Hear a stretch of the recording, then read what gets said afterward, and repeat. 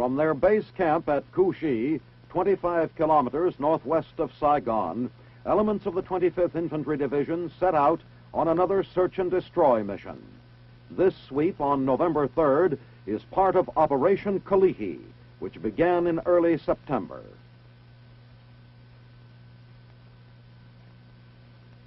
From Hobo Woods to the northern reaches of War Zone C, these airborne strikes against the Viet Cong are an old story to the men of the Tropic Lightning Division. All strikes are similar, yet each operation is different. Landing in some jungle meadow where the enemy may be watching and waiting is always an anxious affair.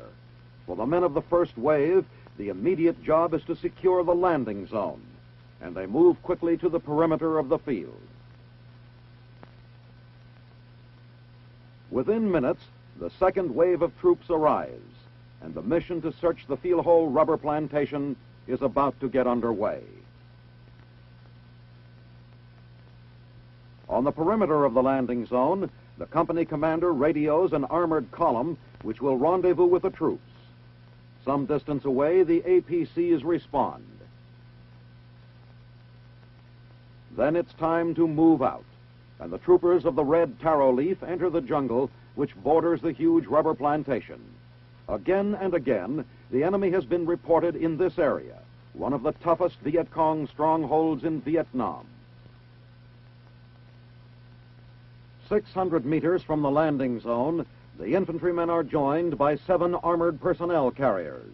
During the night which followed, these units were hit by the Viet Cong with mortars and rifle grenades. Our return fire continues well into daylight.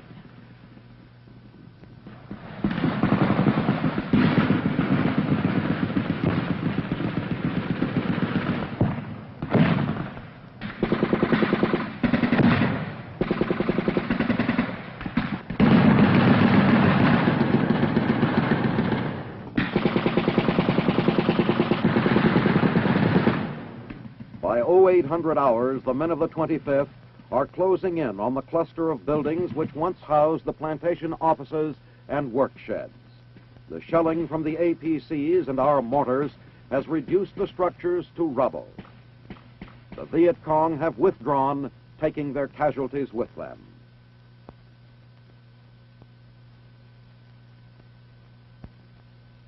The searchers press onward toward the village of Phu Hoa Dong, where they will serve as a blocking force for Vietnamese Rangers of the 5th ARVN Division, sweeping down from the northeast. Through the tangle of vines and clinging jungle growth, the APCs cut a swath where the advancing troops can follow. Emerging from the dense jungle surrounding the rubber plantation, the troopers find the Viet Cong have scattered. Here a meeting is held to coordinate forces. Before entering the village, the plan is discussed with the American advisor to the ARVN units. The Viet Cong stronghold appears deserted as the Tropic Lightning troops cautiously begin their probe. With the ARVN forces covering all avenues of escape to the north and east, the Americans search from house to house. The unnatural silence is oppressive, and tension mounts.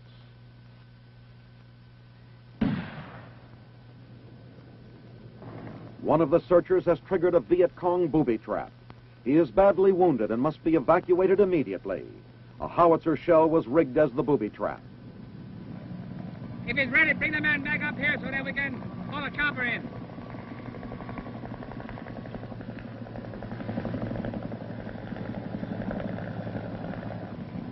Okay, gentlemen, you all make room for this other man come in there, so we can keep him in the shade.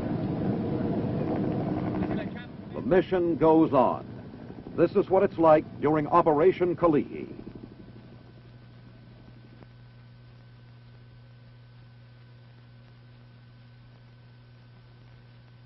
An urgent request for artillery support is called in from a reconnaissance platoon hit by Viet Cong grenades and rifle fire. The response of the howitzer battery is immediate, and their 105-millimeter guns open up. It is 18 November, and Operation Attleboro, the largest scale operation in the war to date, is in its fourth week. Its objective, to destroy War Zone C as a Viet Cong sanctuary.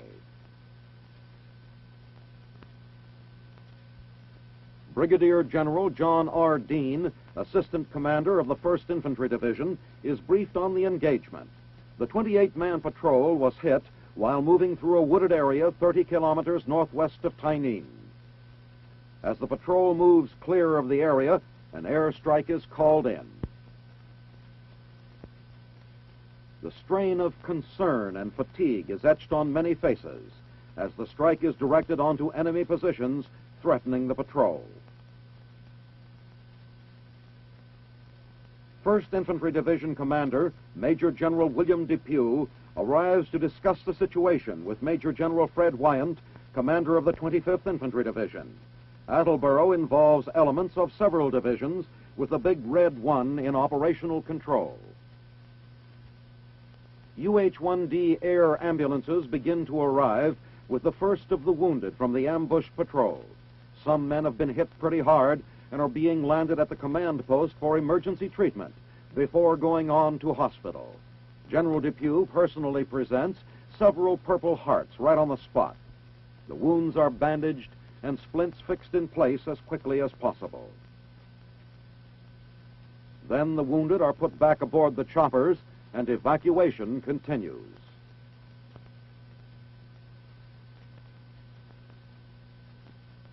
A call from the patrol leader is received confirming that the bombardment and airstrike has driven off the enemy. The platoon cautiously returns to sweep the area and a cache of enemy weapons is discovered.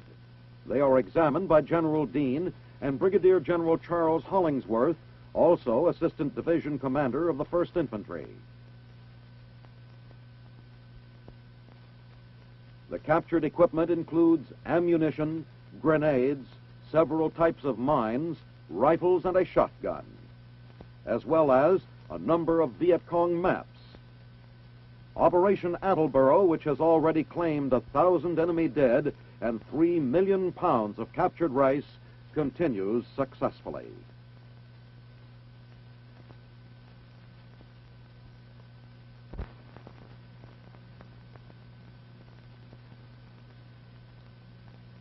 Airboat operation in Vietnam begins in the classroom, where skilled instructors using enlarged mock-ups of controls teach Vietnamese Army personnel and mercenaries fundamentals. An engine is checked out by an instructor prior to a trial run. Then the boats line up for the start. A machine gunner gives his weapon a last-minute check. The fiberglass propeller-driven boats are powered by 180 horsepower engines. In these scenes, photographed at Can Tho and Kai Kai on 15 and 16 November, trial runs across reed-filled marshes give the new crews experience in maneuvering. The instructor teaches the operators to cross low obstacles in the water. Gunners learn to scan the growth for any signs of the Viet Cong hidden along their route.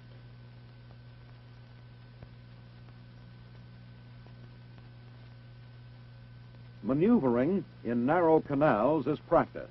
Trainees learn to pass each other in the limited space, but occasionally one is hung up.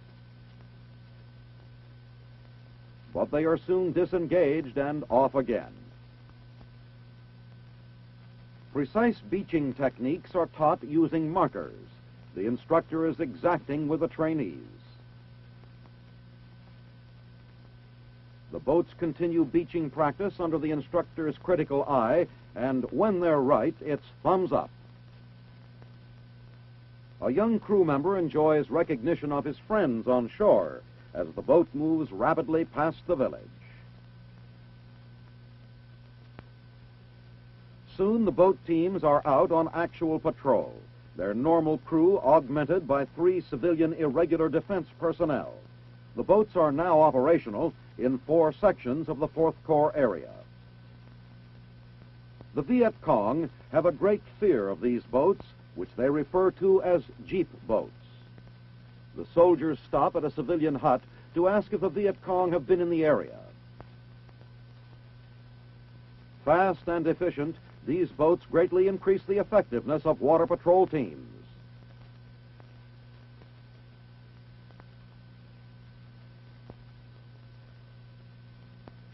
At dawn on 9 November in Vietnam, an escorted convoy prepares to leave Nha Trang. Weapons are checked as the road to Ban Me Thuot may be intercepted by the Viet Cong. Tankers carrying vital fuel are protected against possible attack by the enemy. Members of the 272nd MP Company of Nha Trang remain on the alert as the convoy proceeds along the road. The convoy arrives safely at Ban Me Thuot and stands by to refuel the depot.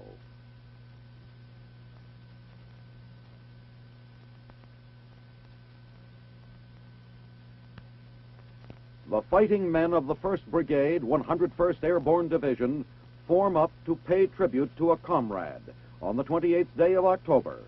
Here at Tuy Hoa, First Sergeant Walter Sobolewski is retiring after 30 years of service.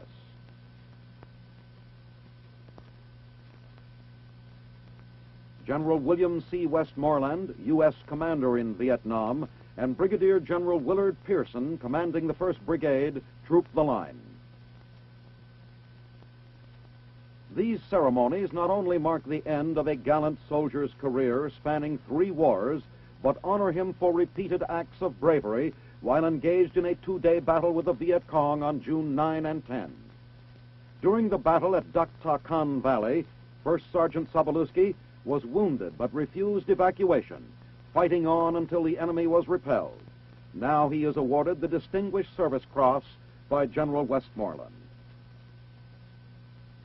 For First Sergeant Walter Sobolewski, a fitting climax to the veteran's years of service.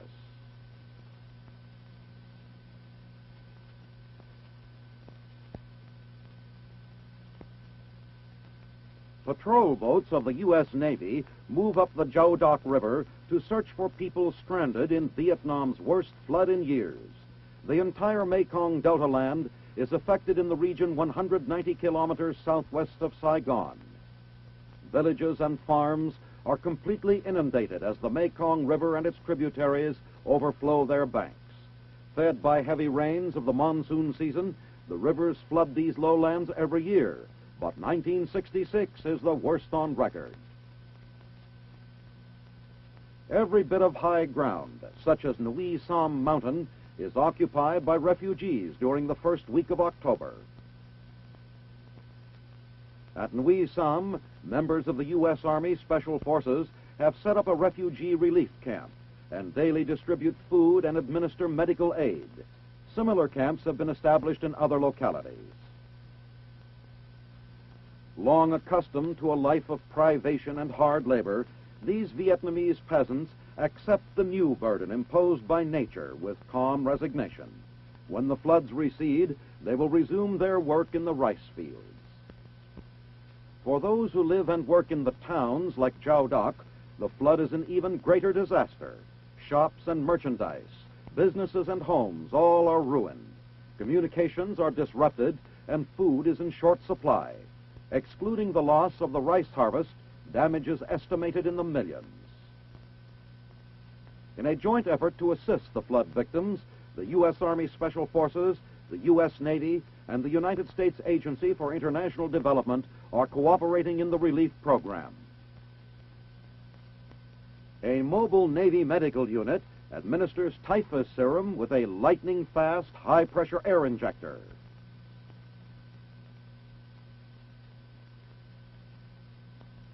With the crisis now under control, Vietnam looks toward a rapid recovery from the flood of 1966.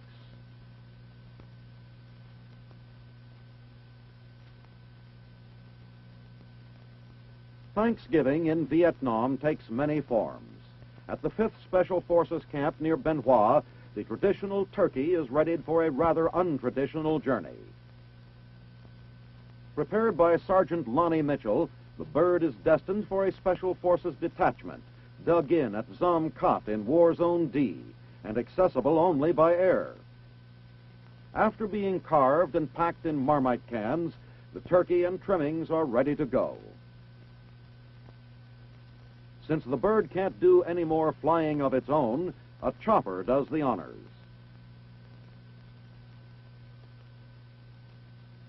After being landed at an LZ near the 12-man unit, the eagerly awaited feast is trucked over the last leg of the journey.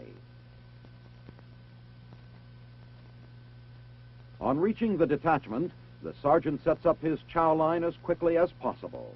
The men are expecting an attack by a North Vietnamese unit, but even that grim prospect doesn't dim their enjoyment. Thanksgiving dinner with cranberry sauce, sweet potatoes, and pumpkin pie still tastes mighty good. Similar airlift operations to many isolated units were typical of this year's Thanksgiving in Vietnam.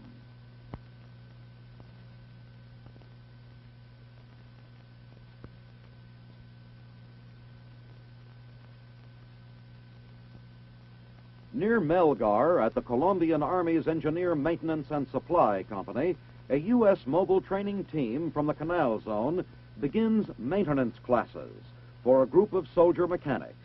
The company, supported by the U.S. Military Aid Program, is almost entirely concerned with road building projects throughout the nation. For Colombia, which is divided into 3 parts by the Andes, modern roads are vital to development. Many of the classes are held outdoors and stress practical experience with the more than 600 pieces of equipment in use by the outfit. When the Americans leave, some of the NCO students will take over as instructors for incoming recruits. In a related project, another U.S. team has been assigned to the Colombian Mechanized Reconnaissance Battalion in Bogota. The Colombian unit possessed a wide range of map-supplied equipment, but there were few operators qualified to use it. The U.S. team set up a 4-week course for officers and NCOs, covering theory, engineering, maintenance, and plenty of practice.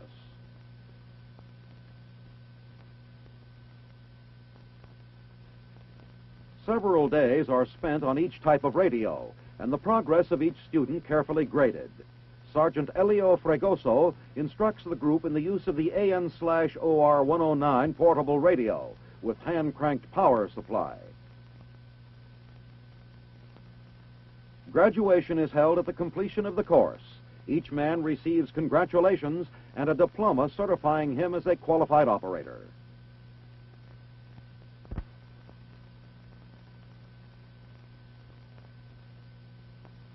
The 7th Army Aviation Training Center at Schleißheim, 10 miles north of Munich, has been organized by a directive of the Department of the Army, based on its worldwide requirements for additional helicopter pilots. The mission of this center is to qualify 250 Usaroor fixed-wing aviators as rotary wing aviators prior to 31 December 1966. The intensive course includes 136 hours of academic instruction, including aerodynamics, helicopter maintenance, tactics, and flight line subjects. Military instructors are aided by field service representatives, such as Mr. Bill Owens of Bell Helicopter Corporation, who explains the system of the rotor blade assembly.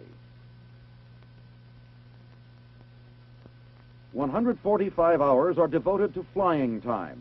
The aviators learn to pilot the OH-13, with transition training in the UH-1B and CH-34. Takeoff, landing, and aircraft maneuvering have been integrated into the course.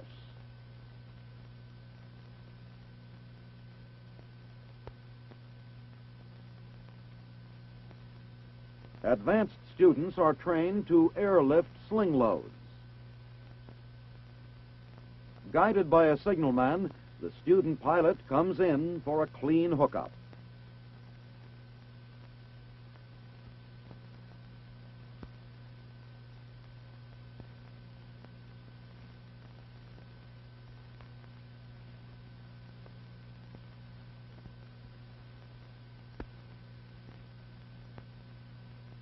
Clearly, The 7th Army Aviation School is taking up the slack in the training of helicopter pilots.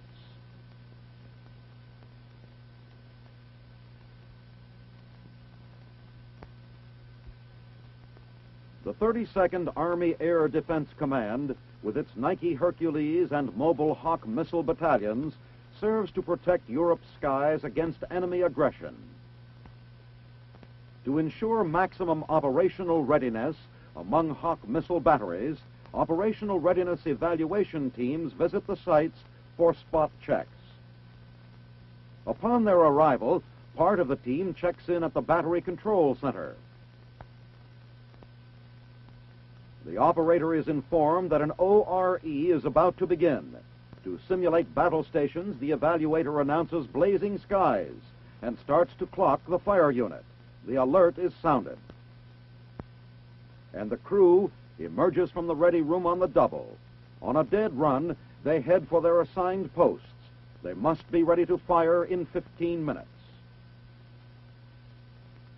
Communications are established with a control center, while the crew prepares the missiles.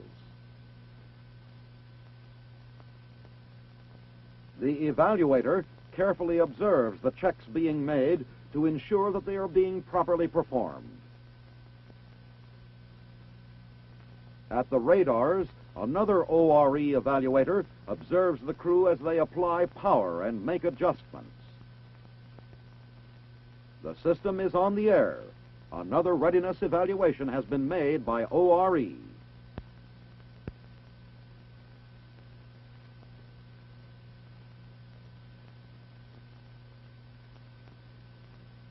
At the Luxembourg American Military Cemetery on 11 November, a ceremony is held in honor of General George Patton, who led the troops liberating Luxembourg. The formalities are part of the Armistice Day celebration held near Luxembourg City. Brigadier General Edward A. Bailey, Assistant Division Commander, 8th Infantry Division, addresses the guests. Then, members of Girl Scout and Boy Scout organizations carry wreaths from the monument down the chapel steps to be placed on the grave sites.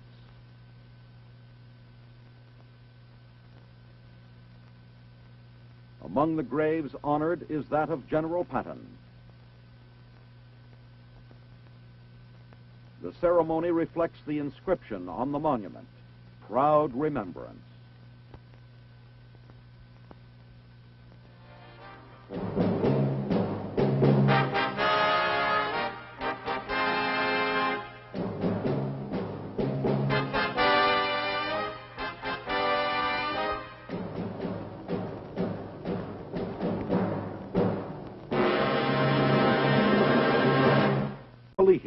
Which began in early September.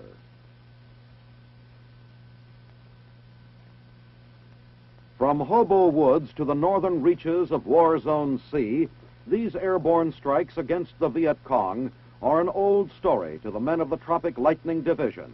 All strikes are similar, yet each operation is different. Landing in some jungle meadow where the enemy may be watching and waiting is always an anxious affair. For the men of the first wave, the immediate job is to secure the landing zone, and they move quickly to the perimeter of the field. Within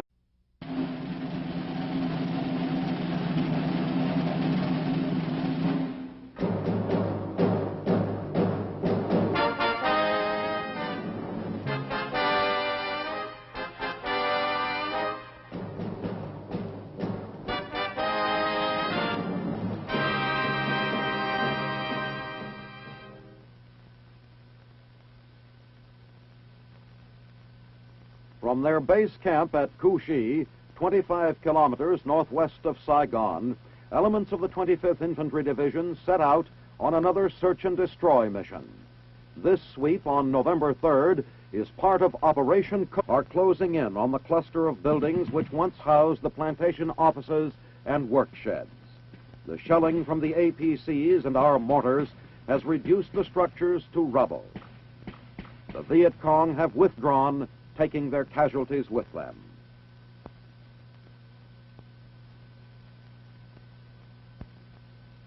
The searchers press onward toward the village of Phu Hoa Dong, where they will serve as a blocking force for Vietnamese Rangers of the 5th Arvan Division, sweeping down from the northeast. Through the tangle of vines and clinging jungle growth, the APC's cut minutes, the second wave of troops arrives, and the mission to search the Feel-Hole rubber plantation is about to get underway. On the perimeter of the landing zone, the company commander radios an armored column which will rendezvous with the troops. Some distance away, the APCs respond. Then it's time to move out, and the troopers of the Red Taro Leaf enter the jungle which borders the huge rubber plantation.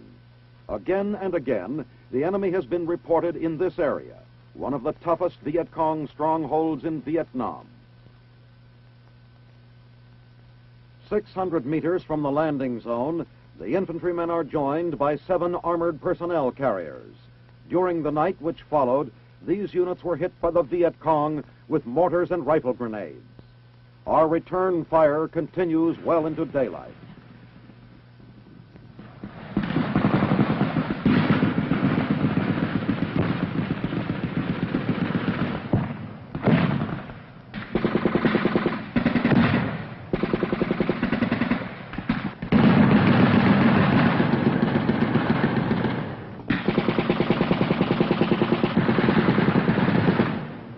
By 0800 hours, the men of the 25th